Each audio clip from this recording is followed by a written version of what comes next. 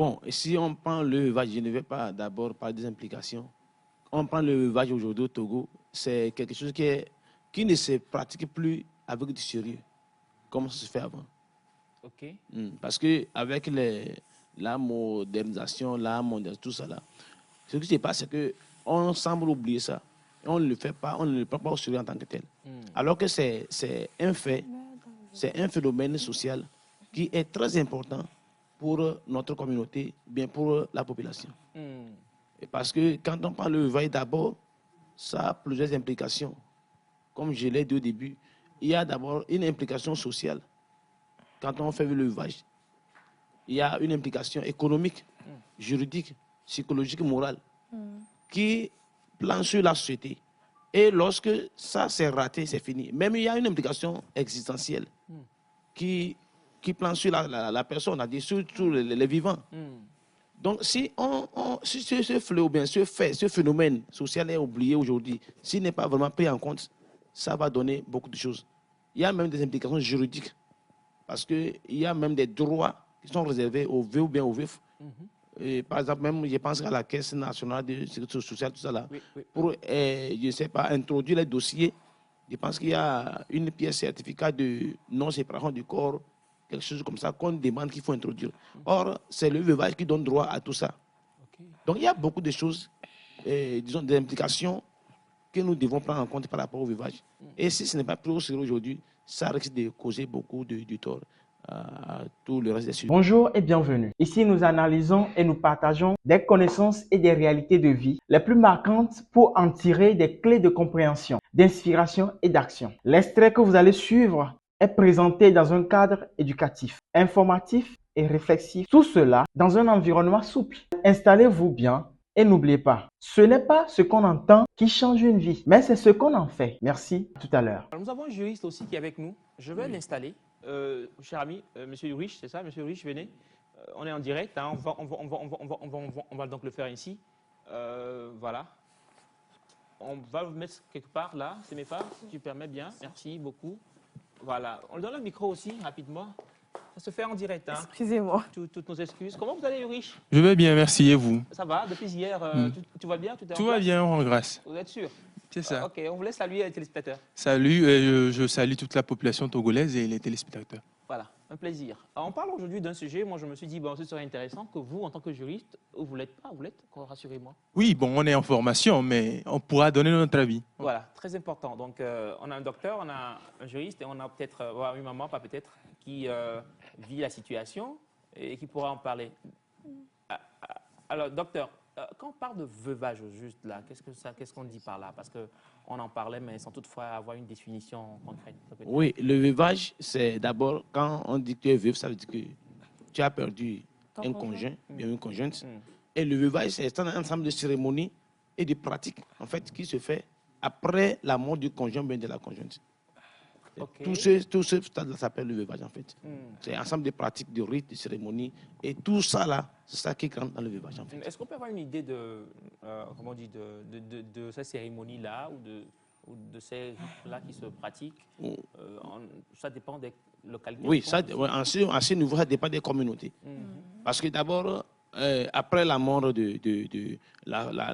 monsieur, par exemple, on prend côté femme, d'abord, la famille de la femme va venir prendre la femme en charge d'abord.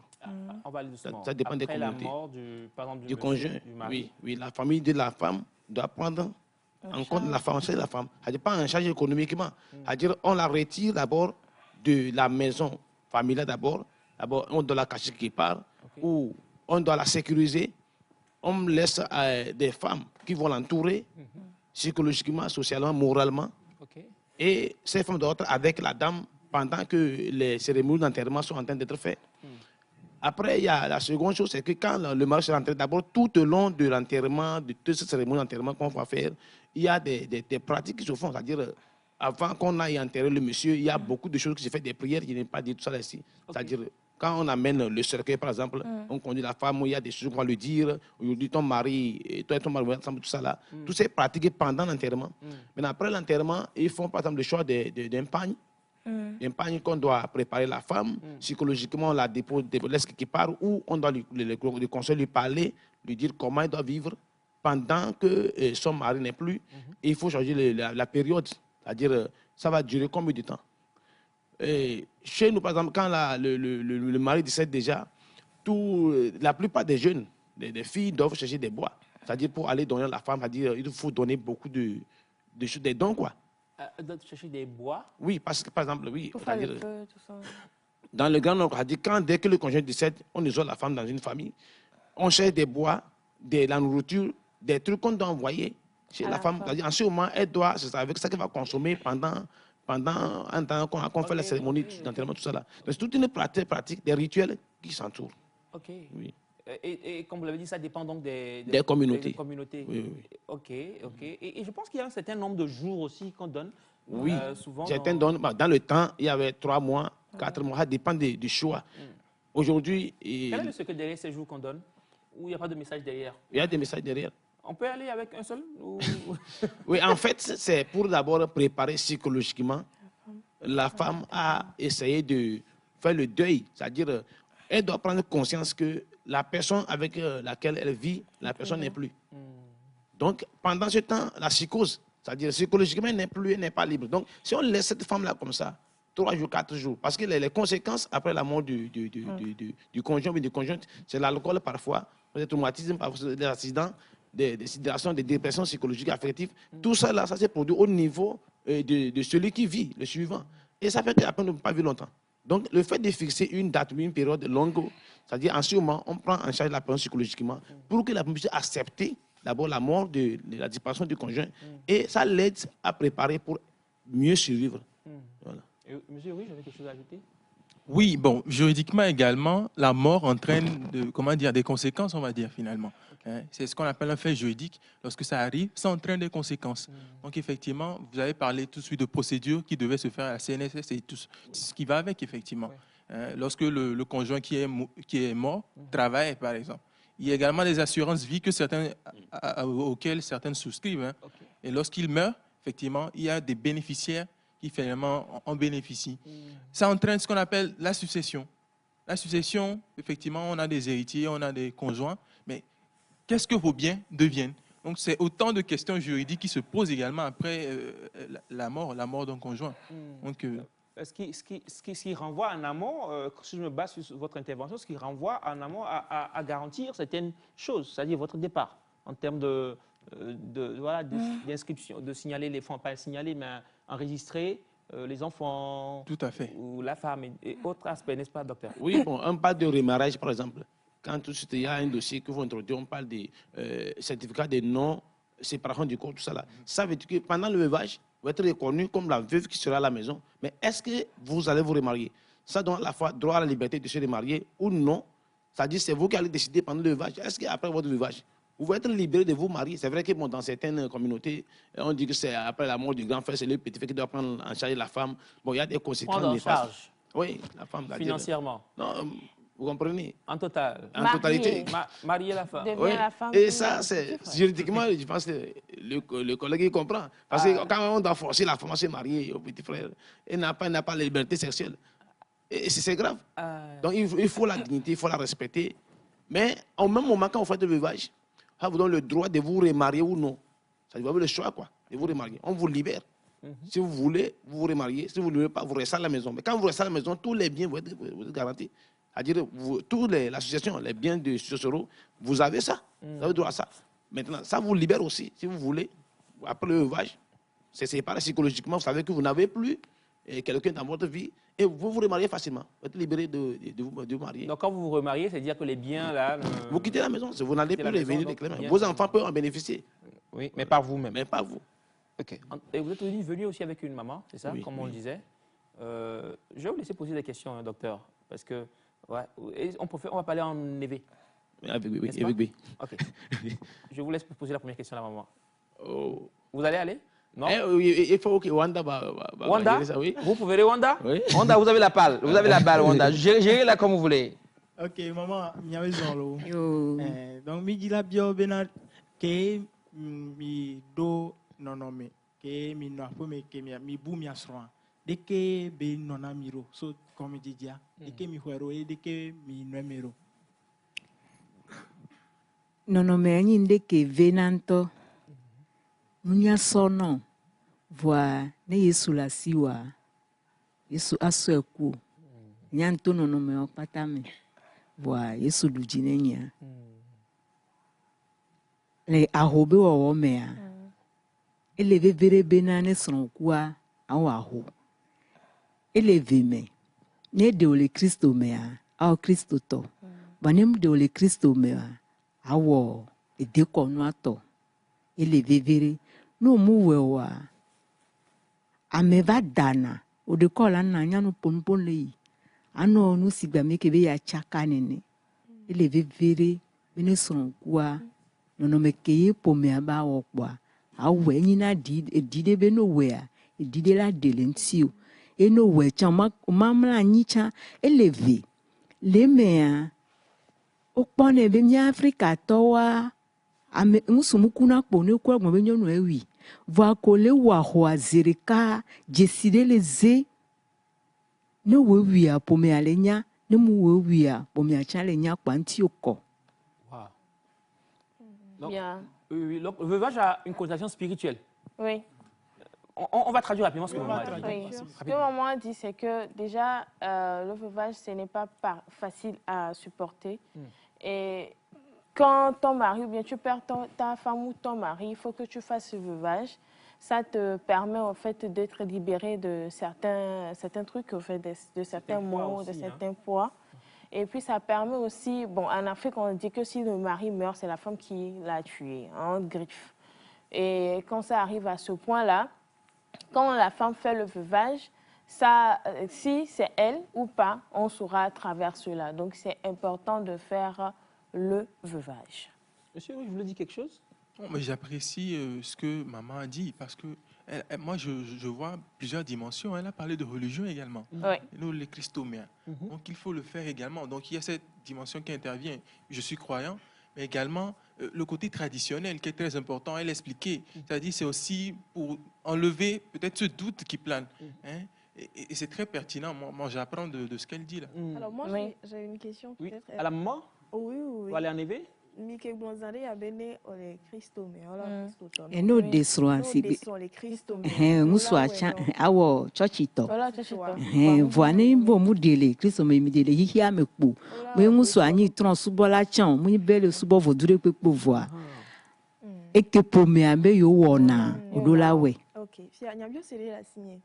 Amedio o de na son le Christo me zerika. O de na srɔ̃a de ne le xixia me si be ke mi gblɔnea.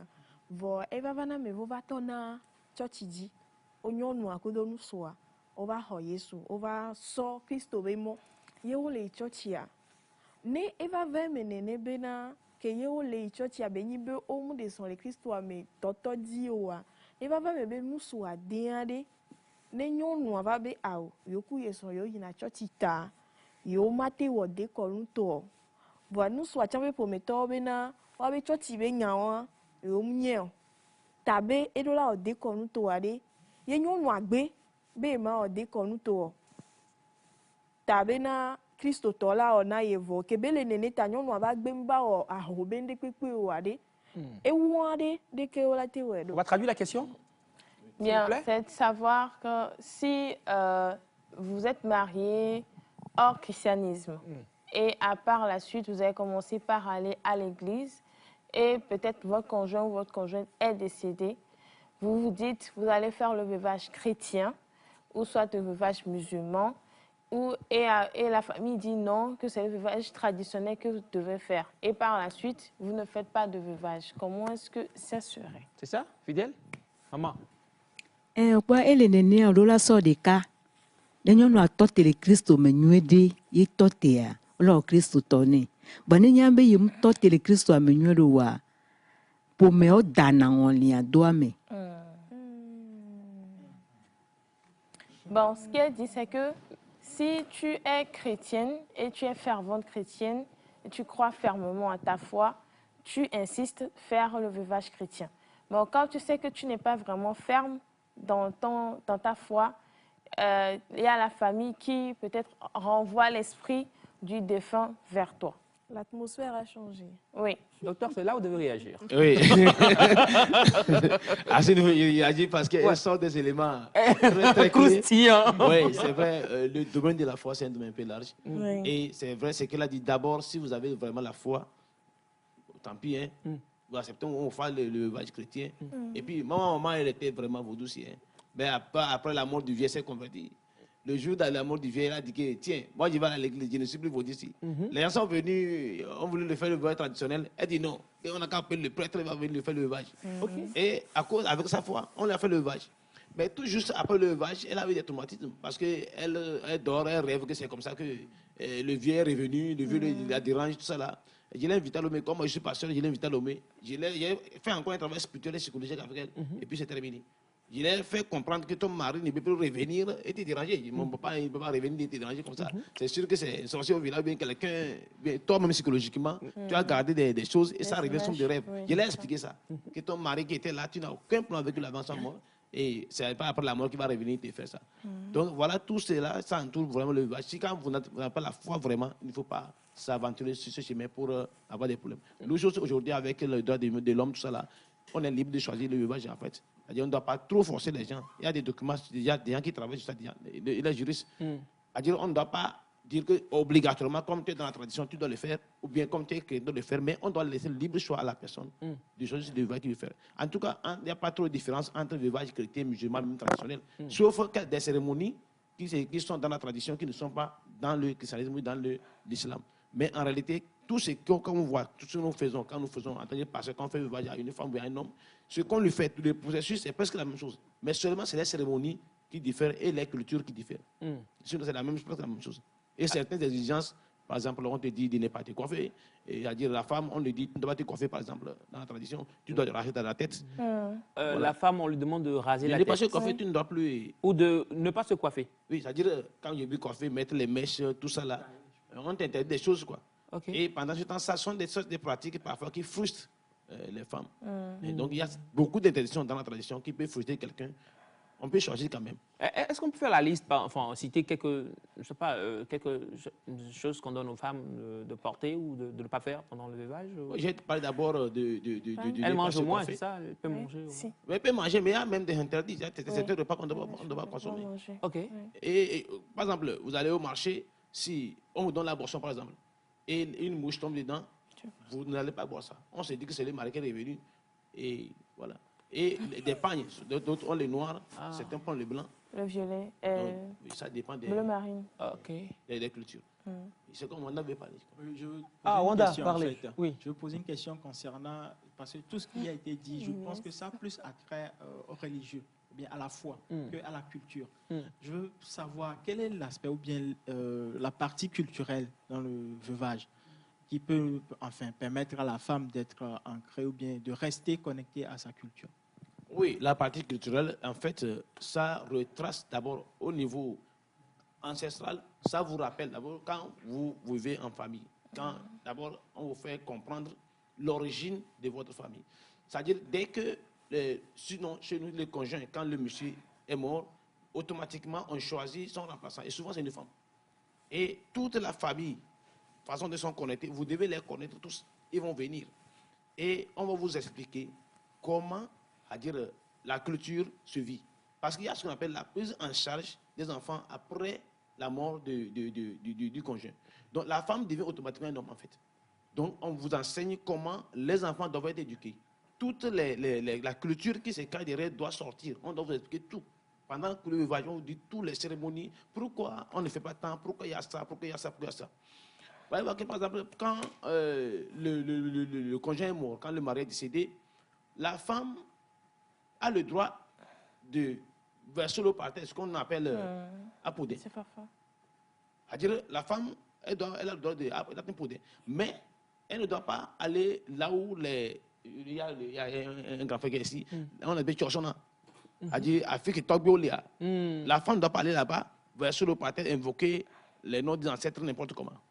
Parce que pourquoi? Son mari qui est mort, il est là-bas, il n'est pas allé là-bas invoquer. Mais elle doit aller là où il y a, on appelle un nésina, des mamans, c'est-à-dire dans la tradition, dans les, disons, adorations d'ancêtres, il y a les grands-mamans et les grands-papas. Et les cérémonies ne se font pas de la même façon. On va là où les grands-parents, c'est l'homme qui doit aller là-bas. Ce n'est pas la femme qui doit pas aller là-bas, jeter l'eau et parler. Et il ne doit pas invoquer son mari est là-bas. C'est quand le mari n'est pas là, Oui. elle a peut-être le rôle de papa, Oui. de père, Oui, mais il y a des choses à ne pas faire. Elle doit aller là où les vieilles sont là, parce que là où, quand on fait la cérémonie, elle jette là où les vieilles sont là, elle invoque l'esprit des vieilles, et là-bas, elle peut parler. Et, oui. Ou non, allez-y. Donc, culturellement, il y a beaucoup d'enseignements qui se font pendant le veuvage. Elle doit apprendre beaucoup de choses. C'est ça. Et maman apprendre beaucoup de choses. C'est pourquoi je vais venir ici. C'est ça?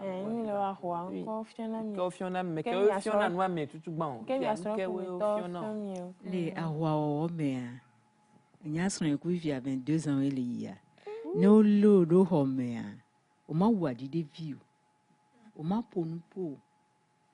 Au moins, no load au home, no doubt comme un hour. Au moins, no ponpo, no pondé que au moins, no bon. Au moins, où a dit des vieux homo. Ne nous coller ou aller, qu'on nous be Homea. Nous, toi, elle a passé au dos là, no way, no y. Ah, au micro blême. Si que au ponya de son 5 beba do Christo me e muso akua muso abe yen to example ni me na mi ah oui mi le dit muso abe konu mu menya o dozo comme dozo me o dozo e son nyo be konu a ani hotowe ola opo afike e pon ya le a ola dozo le fie ola dona zo asire ko dana chukutu. Ah, ok. À Tizwa. Anake ba bezo. La dozo ale fi ola koko wonto ametia darofunu. Ezo la so roba pete roba fokba nu ke la na bezo ala lenyu dia. Yo okola ko do funu la nani. Ko nania funu la no kekola no so anake over no bezo a. Ezo ale bi. Enyanye munyo lo fonfon me ezo abi kaka mva dans le zo a changbo. Fonfon me no nyeba do jinye be na miawe nyita. Imbo dada nuke yebele gbe konu yo wo funo la so po be owe wungusu alo owe mu wungusu funo la ba pada no aba ta vo ibo no amesia me ko be dube konu ye banya ne hoto nyam de ni nya to nye ye wo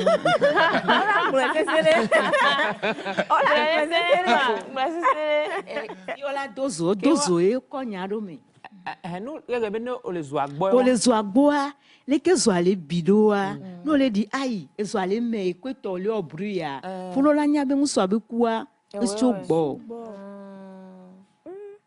Donc là c'est spirituel, hein? C'est pas que c'est les flammes qui vont te déranger, mais on va dire ça donc une pratique de veuvage, n'est-ce pas? Ouais. Qui veut traduire? Je vous laisse. Semefa va. Semefa toujours. On y va, Semefa. Bien, pour son expérience, elle a perdu son mari, maintenant ça fait 22 ans. Et pour son veuvage, la première partie, c'était le fait de découvrir si c'est elle ou pas qui était à la source de la mort de son mari. Et ce qu'on a fait, elle a épousé un monsieur d'Anéro. Un monsieur, s'il vous plaît. Elle a échoué. Donc, quand même, quand la femme, on l'a amenée au village, ils ont fait le feu. Et on l'a mis à côté du feu. Donc, on cherchait tout ce qui pouvait faire brûler assez le feu. On l'a mise à côté du feu. Et par la suite, elle s'est endormie à côté du feu. Et sa maman était venue la réveiller pour lui dire que nous sommes la tête parce que actuellement, c'était juste... comment dire? C'était pour savoir un test. C'était pour savoir si c'était elle, en fait, la cause ou la source de la mort de son mari. Donc, c'était pas elle. Elle s'est réveillée. Elle n'a pas eu de soucis. Et wano, quoi, vous m'avez dit, tiens, à coup de drain. Vous m'avez dit, quoi, tiens, vous nous bébé, ma wawa. Voilà, va fou. Hein? Voilà, elle va donner un fou, mais pas me donner pour doigt. Pour donner encore, non, bloqué. Ah, parce que c'est. Donner un fou, mais. Bon. Non, allons-y doucement. C'est pas là, arrêtez là. Elle est bébé, non, les Christo, mais. Oh, Christo, non. Nous les au de comme nous tawa nous colla au pas ouais non nti on est vous amé ba fona e fou ade joa e va donner la fone e que va ka o donner la fone mais bon mais Bien. Là, il y a un baignade, Elle a beau bébé mou ebe ko mou wo et nous que la mort coup de vedome. Bon. Il faut traduire rapidement. À dire, c'est que pour faire, quand vous faites cette pratique plutôt, ça, comment dire, vous libère de l'esprit de votre mari. Ça vous sépare. Oui, ça vous sépare. Mais au cas où vous ne le faites pas, vous pouvez tomber enceinte. Spirituellement. Tomber enceinte spirituellement. Et faut tout un main. Et il y a beaucoup mais faut pas donner la main, on magique bébé. Ça, c'est une grossesse spirituelle. On voit le ventre physique, hein, c'est ça? Pas peut-être un ventre très prononcé, mais... Tu ne vas jamais enfanter. Donc, il y a des cas assis, mais coucou, c'est bien que on va refaire chaque fois pour dans la Lydia. Ah non, non, de braco, là, tu dois m'ado, non. Moi, j'ai une question. Il y a des gens qui sont mariés, qui sont avec leur conjointe, sans que la famille ou les familles ne le sachent. Qui sont avec leur conjoint ou conjointe sans que leur famille ne le sache. C'est-à-dire qui vivent ensemble. C'est-à-dire qu'il n'y a pas eu la dot. Il n'y a pas eu de dot. Il n'y a mariage civil et tout pas ça. eu rien de tout ça. Donc, si par exemple l'un des deux conjoints là, si l'un disparaît ou finit par mourir, c'est quoi le système? Puisque ce n'est pas seulement spirituel, il y a des implications psychologiques. Si la famille ne sait pas que vous êtes marié, et puis après votre décès, on découvre qu'il y a une femme dans votre vie, vous devez nécessairement faire le veuvage. Oui. Parce que psychologiquement, vous êtes impliqué. Vous restez chaque fois, elle a dit quelque chose, que vous êtes là, vous parlez seul. C'est psychologique. Vous vous rappelez que, j'étais avec quelqu'un, maintenant il a disparu. Psychologiquement, on doit vous faire sentir que le monsieur n'est plus. Et vous devez accepter ça, intégrer ça dans votre subconscient, vous allez l'intégrer et vivre avec ça. Sinon, vous serez troublé psychologiquement. Parce qu'après la mort du conjoint, on souffre beaucoup. Donc, il y a même souvent, vous allez voir souvent quand un monsieur décède et il a enceinte une femme quelque part, la femme a un enfant, personne ne sait. Et après la mort du monsieur, c'est le chef, la femme revient avec l'enfant qui j'étais, j'avais l'enfant qui aussi. On fait veuvage sur cette femme-là. Même si elle est avec une autre personne, on lui fait veuvage. Mais elle ne va pas avoir les mêmes, disons, la même période, tout ça là, comme les autres. Mais on doit lui faire veuvage quand même. Ok, Émilie. Alors moi j'ai une question par rapport Émilie d'abord, allez. Par rapport à cette situation que je viens de présenter, paraît-il que si c'est la femme qui décède, le monsieur est obligé de faire la dot de la femme avant qu'on puisse l'enterrer. Est-ce que ça sous terre? Oui, est-ce que ça rentre aussi dans les processus du veuvage? Oui, ça rentre. Puisque quand vous faites la dot, vous êtes reconnu comme mari. Et après, sûrement, on peut vous faire le veuvage. Si vous ne faites pas la dot, qui viendra vous prendre en charge? Peut-être vous allez voir votre pasteur. Mais là aussi, il faut avoir la foi. Riche, juridiquement, qu'est-ce qu'on dit? Là, il n'y a plus de connotation juridique. J'ai envie de ranger ma casquette de juriste parce que, franchement, parce que là, juridiquement, on dit que le mariage, c'est un contrat ou une institution, les deux. Mais le contrat, à partir du moment où il n'y a plus le co-contractant, ben, le contrat est rompu. Ouais. Donc, juridiquement, à partir du moment où vous mourrez, techniquement, vous n'êtes plus lié à cette personne. Donc là, on voit qu'il y a un processus à suivre avant de considérer que vous n'êtes plus lié à cette personne. Donc j'écoute en tant qu'élève. Ce que je vais ajouter à ça, c'est qu'en fait, on dit, on ne fait pas les cérémonies et les rituels, comment on appelle ça, les funérailles qu'on fait après la mort de quelqu'un. Ce n'est pas pour le mort, c'est pour les survivants. Tout ce qui se fait après la mort de quelqu'un, c'est pour ceux qui vivent. Donc, ceux qui vivent, c'est eux qui considèrent que vous n'êtes plus liés à la personne. Celui qui est mort, il est parti. Mais ceux qui sont vivants, là, c'est eux qui vont décider. Donc, moi, on m'a dit de faire les funérailles pour mon papa. J'ai dit, bon, pourquoi j'ai fait les funérailles? Il faisait gros dos. Mais quand le temps est arrivé, il était obligé de le faire. Quel temps? Quand le mois des funérailles est arrivé, on m'a dit, tu dois faire les funérailles. Pour qu'on t'accepte, la communauté t'accepte. Il est fini, on me dit, ton chef, il faut tuer un bœuf. C'est obligatoire, il tue le bœuf. Mais je leur ai dit, je suis pasteur, je ne peux pas venir faire vos cérémonies. D'accord, on va inviter quelqu'un, Boucha ou bien. Mais vous avez quand même contribué. Oui, ils ont tué le bœuf, pas fait trop de cérémonies en tant que tel. Mais ils ont respecté ma foi. Mais le fait de faire ces funérailles-là, les gens vont venir manger tout ça là, ça considère que le chef a un fils. Et vous êtes maintenant reconnu par la communauté. Est-ce que je peux poser une question? Oui. Donc c'est indispensable en fait aux jeunes, vu qu'on parle de culturel, c'est indispensable à ce qu'un jeune aujourd'hui aille prendre ces informations par rapport à son origine, comment ça se fait, et tout ça. Est-ce que c'est indispensable? C'est indispensable. C'est-à-dire, on fait tous ces funérailles, tous ces cérémonies, même le veuvage, tout ça là, on le fait pour les survivants. Ce n'est pas pour celui qui est mort. C'est ceux qui sont vivants. Par exemple, quand quelqu'un est mort au village, on vous dit envoyer l'argent, envoyer ceci. Est-ce que celui qui est mort, il va manger ça? Mais c'est qu'on dit fidèle de quoi? C'est l'équipe. Quand vous faites ça, quand quelqu'un est mort, tu es pas enterré, quand tu auras un problème, ils viendront te secourir. Ce n'est pas pour celui qui est mort. Tu vas dire que bon, mon papa est mort, pourquoi je vais aller faire ceci? Non, tu le fais pour ceux qui sont là, pour les survivants. Donc, c'est important. Parce que c'est les survivants qui jugent. C'est eux qui décident si tu es lié à la personne ou pas. On a parlé, par exemple, des droits successoraux, des biens successoraux. Est-ce que vous devez bénéficier du trône, des terres du défunt? Tout ça là, c'est les survivants qui vont légaliser ça. Sinon, vous allez perdre tout. Monsieur Elias, Oui. j'aimerais bien que maman continue par nous donner son exemple. Ok, rapidement. De coucou maman mi blobena ke o ozobe no avata avonami. O pada chanami. Nka chan o ba onami oye nkekene ne mi tavo. Micro s'il vous plaît. Nyemusio e de violea. Nyankekere ka kuntavo. Aha. Avo ibo ankekere ka kunte. Donc ils sont appliqués la mais agbo. Ah muso na peo ke tobe lo memile. Rentre be game gogo de violence kucha. E na we ne nyankekere ka va ke nton gbova, on to gbobo la maji. Aba no me de mesige wetre karo wetre vi. Aso nyifune.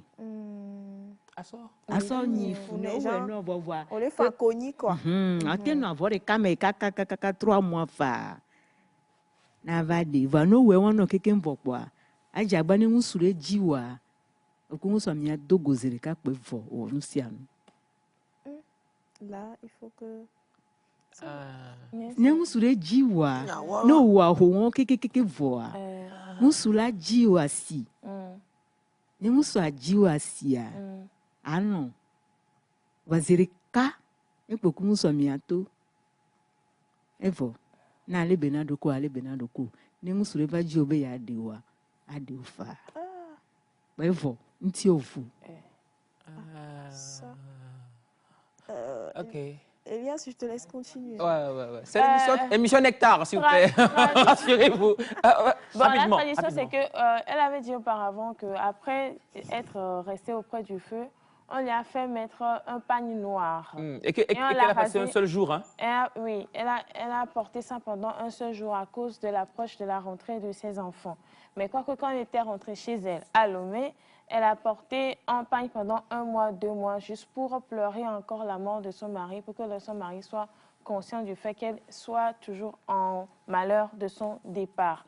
À part ça, si un monsieur vient vers vous, bien une dame vient vers vous pour vous courtiser, vous pouvez accepter, mais c'est une seule fois que vous devez sortir avec cette personne-là.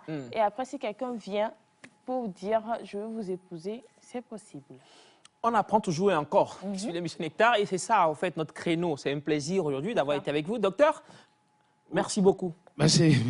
Il est important que nous, les jeunes, nous ayons à l'information, que nous puissions savoir d'où nous venons, Les parents aussi, les coutumes, qu'est-ce qui se fait, comment ça se fait. Et bien sûr, c'est ça, quand vous êtes jeune et vous avez ces informations, quand vous devenez parent, vous saurez donc voilà, vous en sortir. Ulrich, n'est-ce pas? Oui, tout à fait. Bon, je ne sais pas si le temps est en train il de est passer. parti, oui. Oui, Une mais minute. j'allais peut-être poser une question, mais je ne sais pas si c'est possible. Allez, pour poser savoir. Au niveau des hommes, est-ce que c'est la même chose? Parce qu'on parle beaucoup de... Non, ce ne sont pas les mêmes pratiques. Ce ne sont pas du tout. Ça varie. Ça varie. Ça varie. On fera donc un tome 2. Oui. D'accord. Bien que vous parlez de la variation. Ulrich, merci beaucoup d'être venu. Merci à vous, c'est un plaisir. L'Olympiade des droits togolais, ça... Ça continue et les inscriptions continuent. On lance toujours appel aux partenaires. Soutenez le projet. On prend le numéro peut-être pour D'accord. l'Olympiade. Le 90, Oui. 36, non, 90. Prenez votre temps. Comment ça se fait? J'oublie mon propre numéro. C'est pas grave. Je vais commencer peut-être par l'autre numéro. OK. 98, Ouais. 95, 30, 64. 98, 95, 30, 64. 64. On prend le seul. Ça va D'accord. peut-être aider. Très Merci Ulrich, merci Merci à vous. Émilie, merci Maman Akwe. Akwe miawe vama nyakumi. Mi holonu mi ndekaya mi sronu sugbon. Akwe nami. Docteur, merci. Merci, Elias. Merci d'avoir suivi ce contenu avec nous. Si vous avez été interpellé, n'hésitez pas à partager vos réflexions avec nous en commentaire. Abonnez-vous pour ne rien rater à des prochaines analyses et discussions. Gardez à l'esprit, chaque parole peut devenir une source de transformation si elle est bien comprise et bien appliquée. À très bientôt.